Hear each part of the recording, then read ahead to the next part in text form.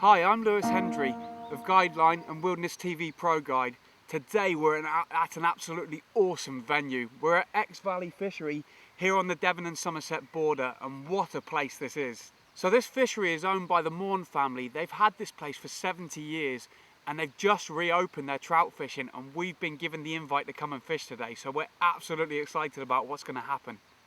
This stunning venue has a lot to offer as a fishery. There's two main lakes to fish, one's under reconstruction, but as you can see we've got this absolutely stunning main lake behind us.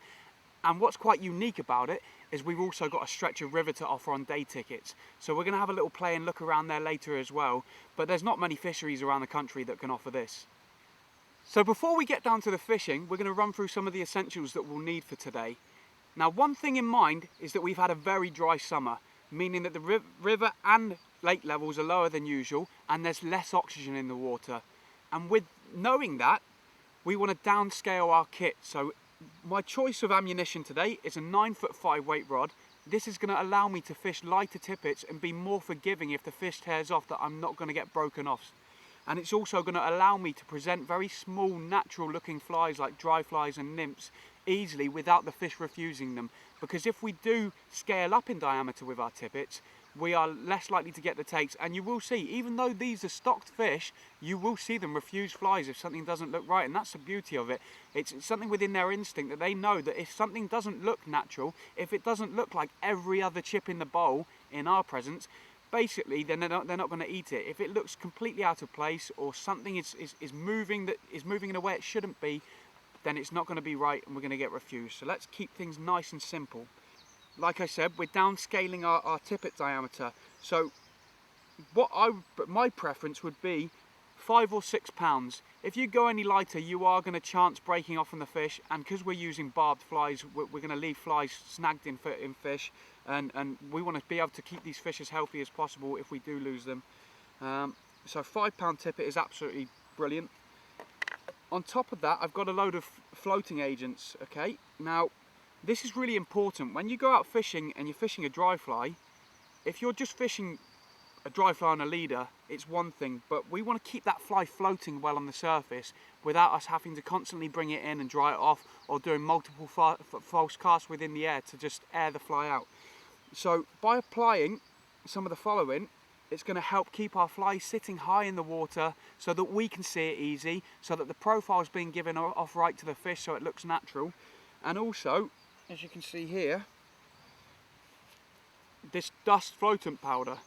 Now this stuff here, when you apply it to the fly, it's going to just basically add a layer of bubbles to the fly, and that's something that is naturally seen as the insect is stuck in the surface film. So this is going to make our fly look even more natural, but it's going to make sure it floats like an absolute cork. On top of that, I've got this dry fly magic here. Now, it doesn't matter what agent you're using. You've got gink, you've got aquel, things like that, but use something that you're confident with. This is the thing, when we go fishing, it's good to use applicants that we're confident with, using knots that we're comfortable with, because the more confident you are as an angler, the more successful you're going to be with your fishing. On top of that, and this is crucial, we've got some mud here. Now, because we're fishing line that could be seen by the fish, and we have got a bit of sun breaking through the clouds, if we apply this to the line, it's going to dull it down, but it's also going to allow that nymph to sink a bit quicker with the technique that I'll demonstrate to you in a minute. So I'm going to be fishing either New Zealand style with a dry fly and a nymph, or duo is the other term used for it, or fishing a dry fly, either double dry or single dry. So we'll talk through the setup as we get rigged up, but this mud is crucial. You will see, it will be the difference between a fish refusing your fly and taking it with the utmost confidence.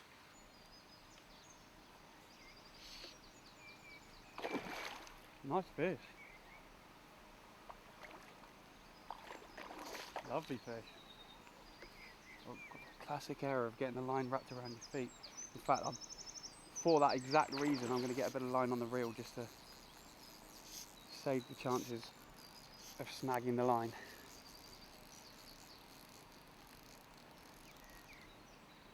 Absolutely stunning fish. I'd say that's about 5 pounds.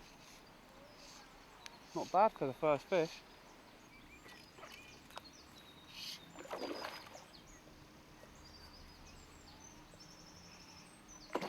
Oh, that's a solid fish. And as always, the quality of the fish in this lake, coming from the stock ponds, that's a pretty famous stock pond. The fish quality is absolutely superb. Now this is the one moment where I've got to be a bit careful, and this is where most anglers get caught out, where you're bringing the fish in close, the fish has started to tire out and slow down a bit, and you very quickly drawn into thinking that the fish is ready to come in, and he makes that one quick lunge again and snaps you off. So you've just got to be aware not to hold the line too tight when you get the fish close in, just to allow it to take line if it makes any sudden movement. That's a solid fish on a dry fly. Jesus. Big fish.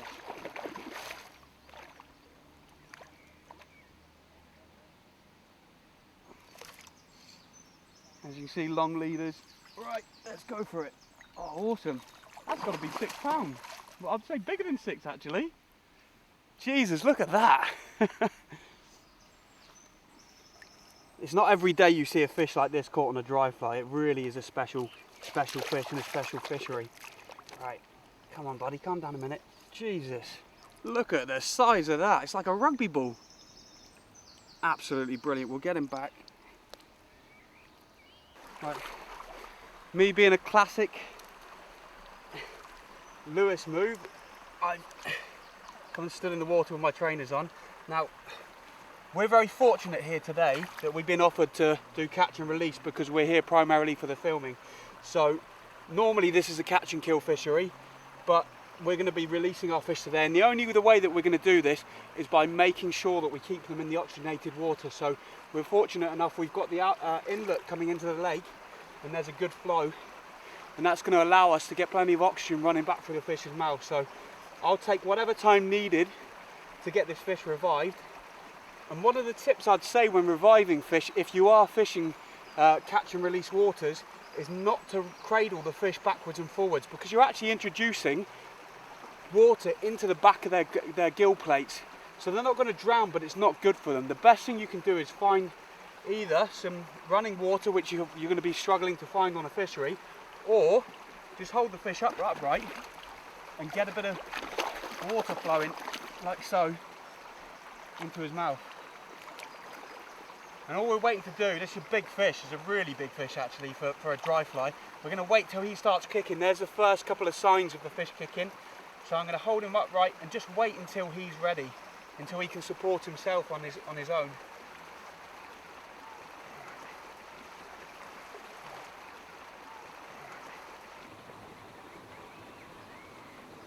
We've not been seeing an awful lot of surface action. There is the odd fish rising. Now, as the flies came back down the inlet and started tracking back down towards us, they just got submerged under the surface, and with a bit of a retrieve, the fish just came out of nowhere and grabbed the fly, and straight away we were in. So sometimes a dry fly doesn't need to be sat on the surface to be an effective fly. We can actually let it fish just under the surface, and it's an imitating an emerging insect. This is great sport. Oh, here we go. Right under my feet. Oh, look at that. Oh, oh Jesus.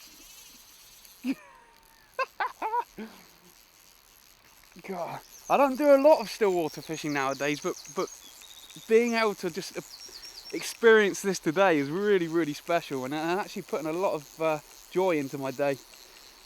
And these still water fisheries are brilliant. I love this place because you can fish very natural patterns and catch all day long. God, it's another good fish.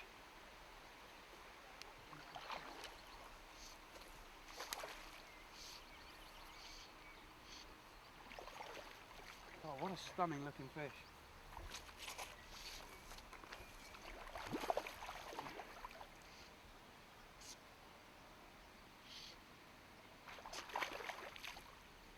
And this fishery certainly still holds up to its reputation of great quality fish, stunning surroundings.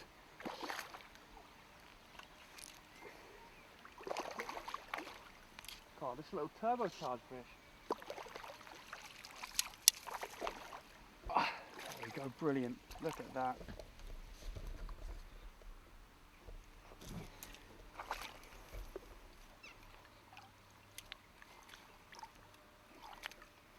as you can see right in the top of the mouth there, we've got a little hopper pattern. And these are great all-round flies, bob's bits, and little hoppers. You just can't go wrong because they can imitate buzzers, they can imitate smaller daddy long legs, all kinds of different things. It just really is. That black profile stands out brilliantly, gives off a good silhouette on top of the surface, and almost like, you look at that, why would a trout want to refuse that? So we just started walking around the lake to get into position, and as we're walking around, we've just seen a fish rise. So Nicky's passed me his rod before I've set up, because obviously as the guide I'm slower at getting set up than Nicky is, and what we've seen is a fish rise, and we've reacted to it. So he's passed me his rod over, we've had 2 dries on, and straight away we've got into the fish. Now it's been about 15 minutes since that point where we had our last fish, and things have started to quieten down now. We're not getting so much attention drawn to the dry fly. So what I'm actually going to do is I'm going to set up with a nymph and a dry. So I'm going to go subsurface. The fish are sat very close to the surface, so I don't want to go too deep with my nymph, but I just want to be able to suspend a nymph under the dry fly about maybe 1.5 to 2 foot, and we're going to see how effective that is. Now I've got a real confidence that we're going to catch like this, but it's good to know that when the fish do come off of a certain tactic you're using, sometimes just change it up a little bit. So with this nymph, we'll see what happens. So before I make my cast with the new tactic that we've set up, I'm going to just show you how we've set it up. So what I've got here is a dry fly. Now, you don't have to use a dry fly. It is personal preference. If you like to fish some form of indicator, then great. But I like to fish an indicator with a purpose, so it's not so much seen as just an indicator. It has every chance of catching. So I've got a sedge pattern on here. It gives off a great profile, but also because it's big and bulky, it floats well, and it's easy to see on the water, so it's easy for us to locate the further away we cast. Okay. Now what I've done there is I've tied my piece of line to the bend of that hook, New Zealand style. Then if we follow that down, I've got a small nymph attached to the end, a small pheasant tail. Again, keep it natural, keep it small. River flies are absolutely perfect for conditions like this where the fish aren't moving around a lot. They're imitative, and if they're going to fool a wild fish, then they're certainly going to fool a stockfish. And you watch how successful this is going to be.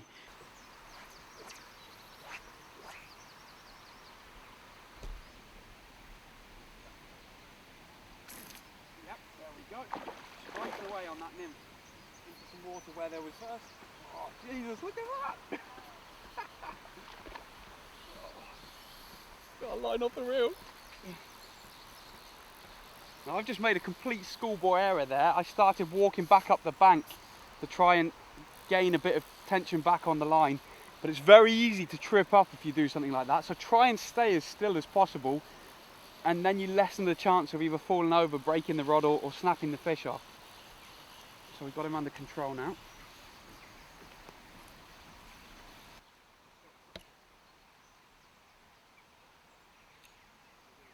Now another thing to those people in the learning process of fishing on the still waters is keep your rod as high as you possibly can, because the more the rod can flex, the more shock absorbency you're going to get, and you're going to spend less time breaking off on fish, let's say.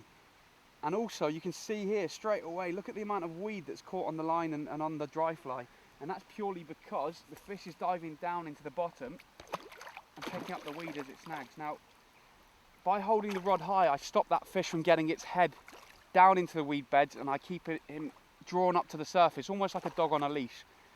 So, whoa. God, I need that second hand in just to help me. There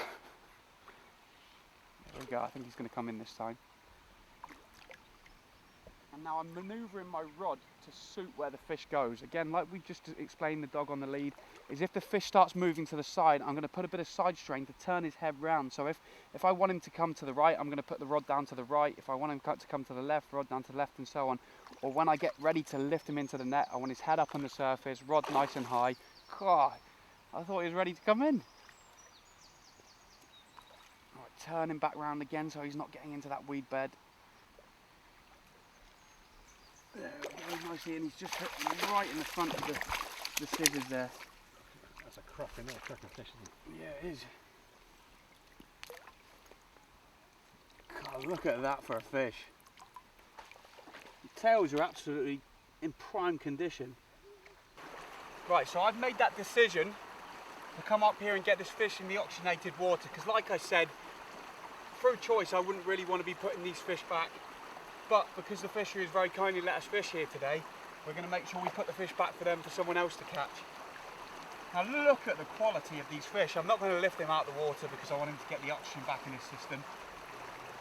Jesus, I wouldn't like to say that. I said the first fish was between about 6.5 pounds, 7 pound on a dry fly.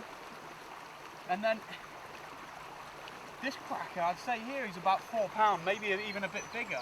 A lot of people beginning seem to think that you need to use big flies to catch big fish. A lot of the food that these fish are eating is very small in size, little buzzers, little nymphs, and they're probably only going to be a centimetre to 2 centimetres in length. So small flies fit the menu perfectly and look natural. And so the fish is going to take it every time without fail.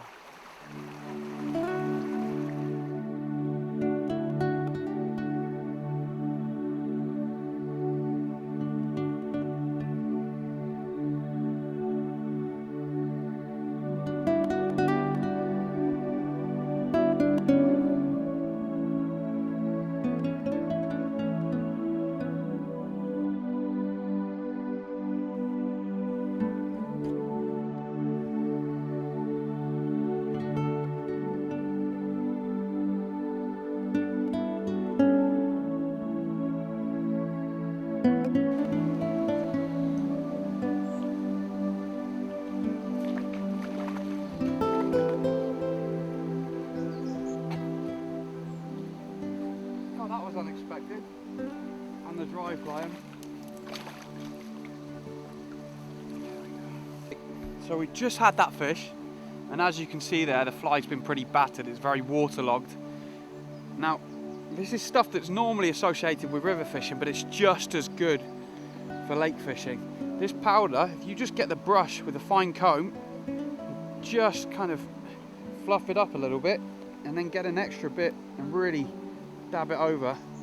You know, that's going to float like a cork. Look how fluffy that's just gone. We completely revived that fly, and that's going to float nice and high on the water, and it traps the bubbles so it looks like the real thing.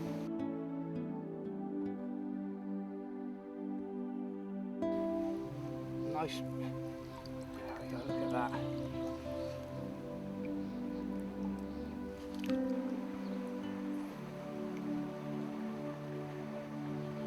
Brown trout. Whoa. There's not many occasions like that where you've stood over a fish you've spooked and you catch it, especially being a wild brownie. But we managed to fool him just by casting him over him multiple times and almost bored him into eating. Now here's proof in the pudding. You'll see the fly, without me touching it, is right in the front of the mouth. So there we go there. Absolutely stunning.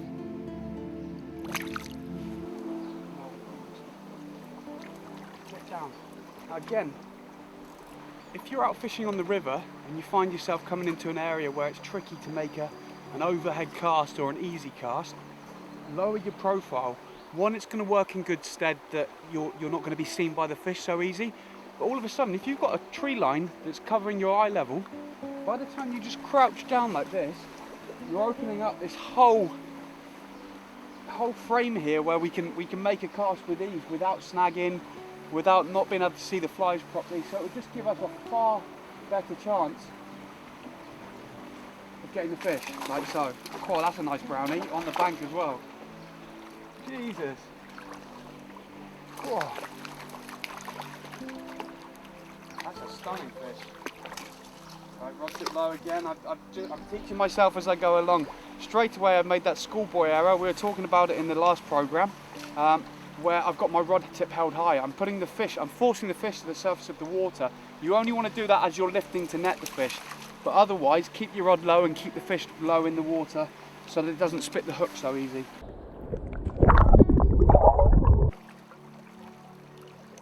Right, I don't know about you, but that bit right up there, that little narrow fast pocket there, looks absolutely fishy as anything. So I'm going to go up and have a play, and I would be surprised if I didn't get an offering there. Let's see what happens.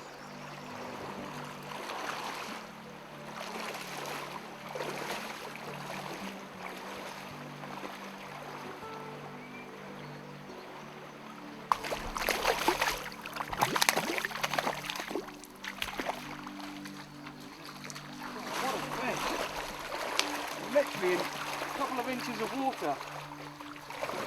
Wow, look at that.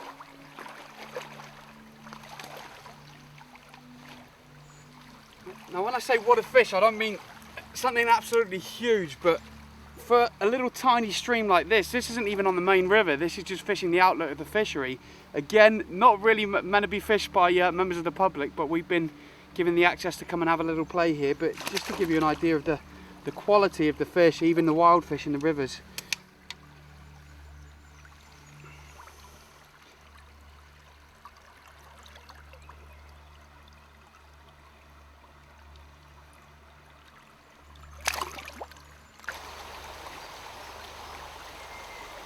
Oh yeah, oh, straight away, as soon as the fly hit the water.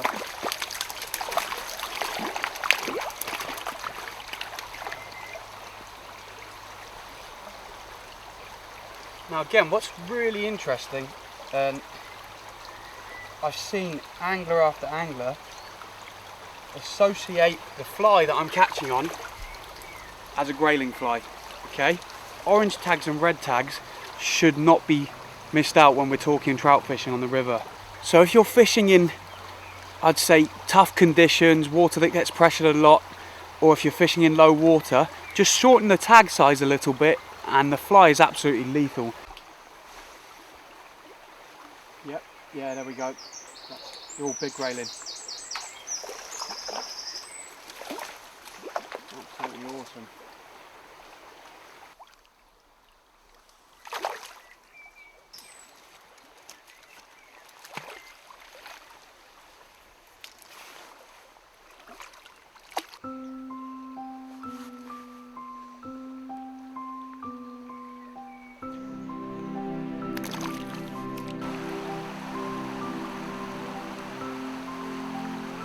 It's amazing though, because if this was a big wild brownie, my heart would be coming out my chest and I'd be playing it really carefully, but because I know it's a rainbow and it's a non-native species, I'm trying to give him a bit of stick in order to get him round. But you can see the difference in fight. With plenty of oxygenated water in here, he's got a lot more energy.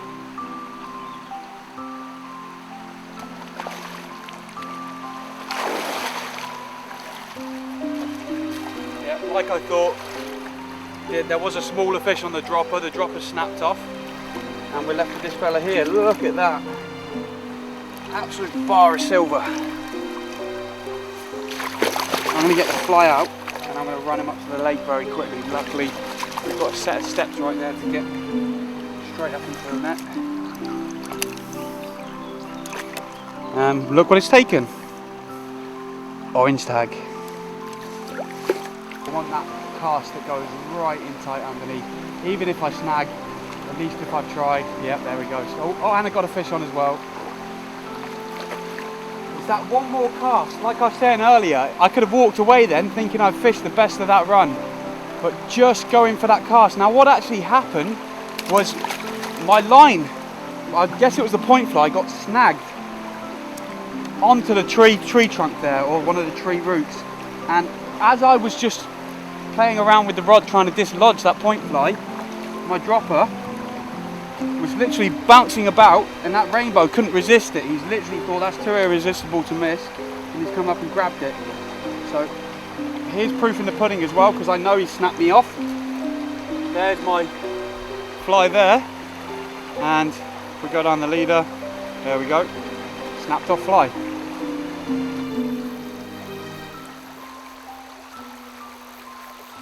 What a river this place is. We're just getting absolutely everything. Fish, plenty of fish around. I can see more fish hanging around in the pool there. Let's get a fly out.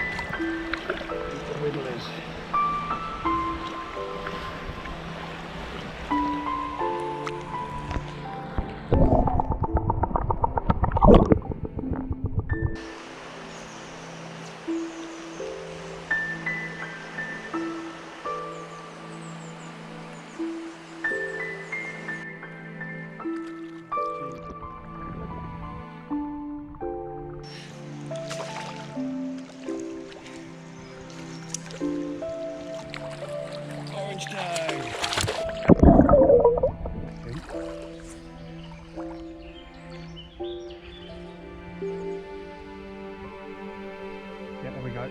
Got him.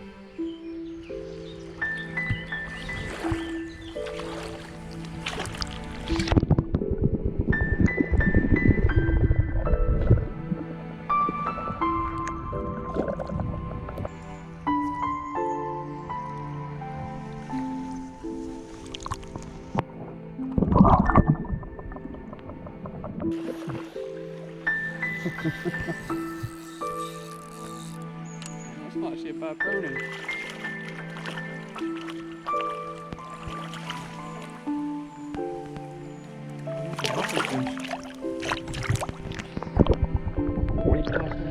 Get that.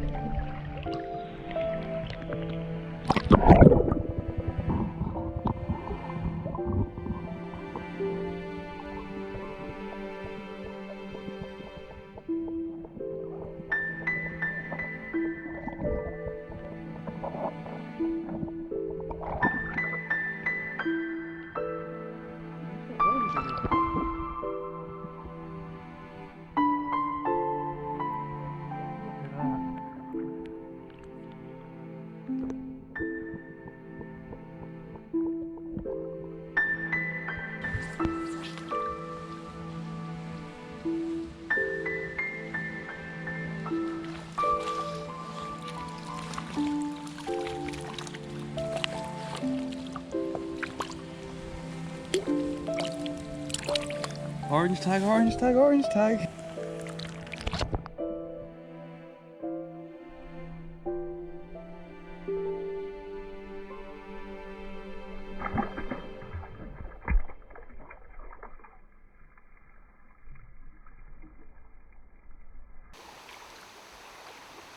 I don't think I've seen the Exe, or a certain particular stretch of the Exe, produce so many grayling.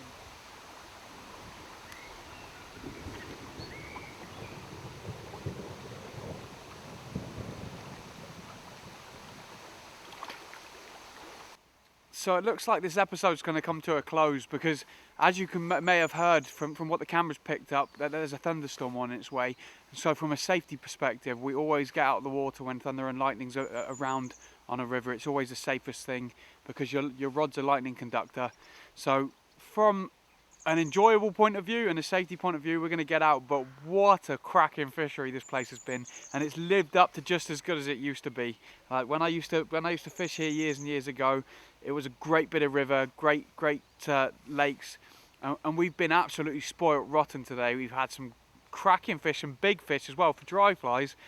We've had a fantastic day on the lake. We just wanted to give you a bit of a taste of what it's like. We weren't going to turn it into a lake feature, but the river, I mean, I've been blown away. Literally been picking our fish because there's been that many fish, and sometimes like 3 or 4 fish chasing a nymph's packet at a time, and just the condition and the quality of fish. Big grayling, seen some decent trout, caught a couple of decent trout, nothing huge, but that doesn't matter. It's all about the experience and having fun, and we've had exactly that. So closing out for this today, thank you very much for watching, and we'll see you soon.